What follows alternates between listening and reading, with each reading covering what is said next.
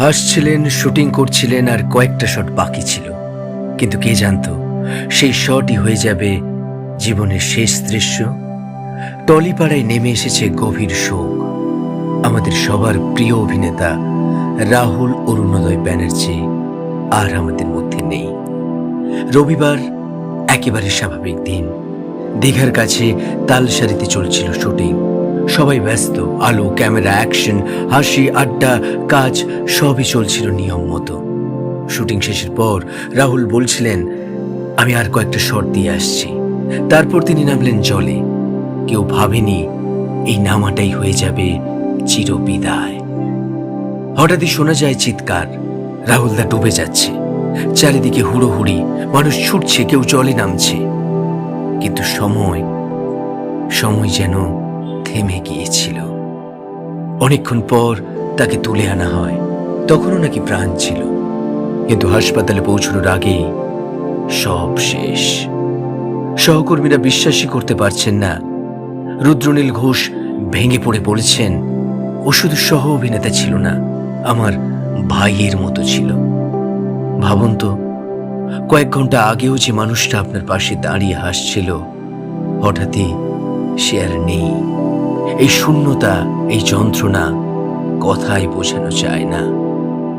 রাহুল অরুণোদয় ব্যানার্জি একটা নাম, একটা মুখ, একটা স্মৃতি।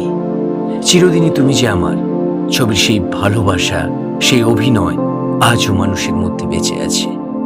তার সঙ্গে ছিল তার বাস্তব জীবনের সঙ্গী প্রিয়াঙ্কা সরকার, একটা পরিবার, একটা সন্তান, সহজ, যার নামে খুলেছিলেন নতুন পডকাস্ট চ্যানেল সহজ কথা। আজ তাদের সবার জন্য রয়ে গেল শুধুই স্মৃতি। খুব সম্প্রতি একটি নাটক করেছিলেন, যে জানালাগুলোর আকাশ ছিল।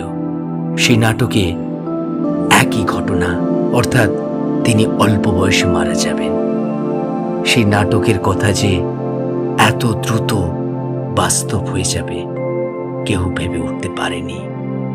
তালসারিতে সিরিয়ালের শুটিংয়ে গিয়ে অবশেষে মারা গেল অভিনেতা, লেখক, আমাদের সবার প্রিয়, ভালো মনের একজন মানুষ, রাহুল অরুণোদয় ব্যানার্জি। সমুদ্র আজ কেড়ে নিল এক প্রাণ, একটা পরিবার, একটা স্বপ্ন। এই মৃত্যু শুধু একজন অভিনেতার নয়, এটা একটা অপূরণীয় ক্ষতি সমাজের কাছে, বাংলা ফিল্ম জগতের কাছে। আপনি যদি রাহুলকে ভালোবেসে থাকেন, তাহলে একটা কমেন্টে জানিয়ে দিন রাহুলের সঙ্গে বা তার দেখা কোনো সিনেমার নাম। তালসারিতে সমুদ্রে ডুবে চলে গেলেন আমাদের প্রিয় অভিনেতা রাহুল অরুণোদয় বন্দ্যোপাধ্যায়। শেষ শটটাই হয়ে গেল শেষ জীবন।